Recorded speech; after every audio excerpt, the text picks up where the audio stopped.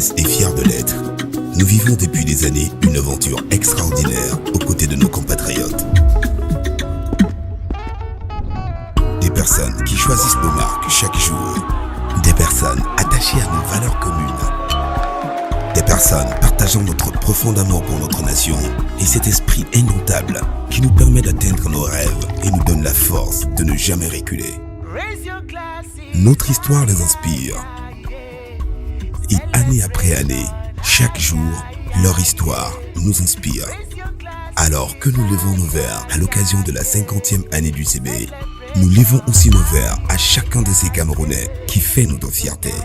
À vous, à un futur brillant pour tous. Bravo Cameroun. Trinquons avec fierté.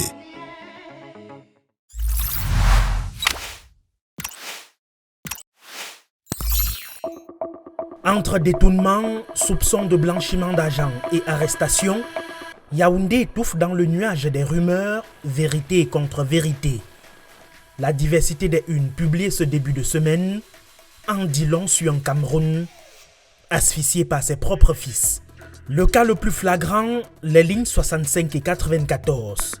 1762 personnels convoqués par le tribunal criminel spécial, 5400 milliards dans le viseur des détournements en 10 ans, presque le budget annuel du Cameroun. Malgré les différents rapports transmis par le tribunal criminel spécial, rien ne signale l'action du patron de l'exécutif Paul Biya, président du Conseil supérieur de la magistrature. C'est la nuit interminable des longs couteaux qui se poursuit entre clans, dispersés entre le palais de l'unité et les différents départements ministériels.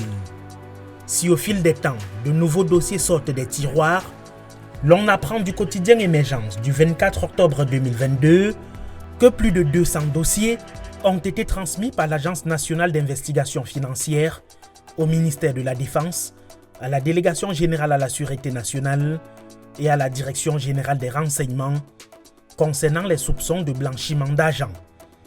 L'ANIF observe dans son rapport un taux de croissance net de 23,62% de blanchiment de capitaux, notamment dans les microfinances, les sociétés de transfert des fonds, les casinos, le secteur immobilier, les avocats, les notaires, les négociants des métaux et pierres précieuses, les marchands des matériaux de construction, sans oublier les ONG et associations entre autres. En valeur absolue, l'ANIF soupçonne, selon le rapport 2021 de la Commission nationale anticorruption, le flux financier repéré pour la seule année 2020 de plus de 124 milliards de francs CFA. En clair, d'autres transactions n'ont pas été répertoriées.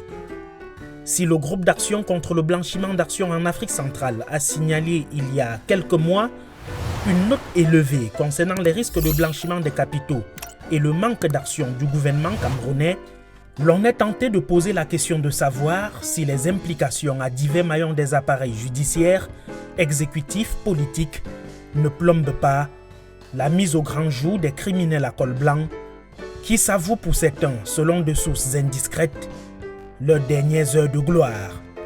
Ainsi respire Yaoundé, ainsi va le Cameroun dans son océan de détournement de deniers publics et de misère de la population.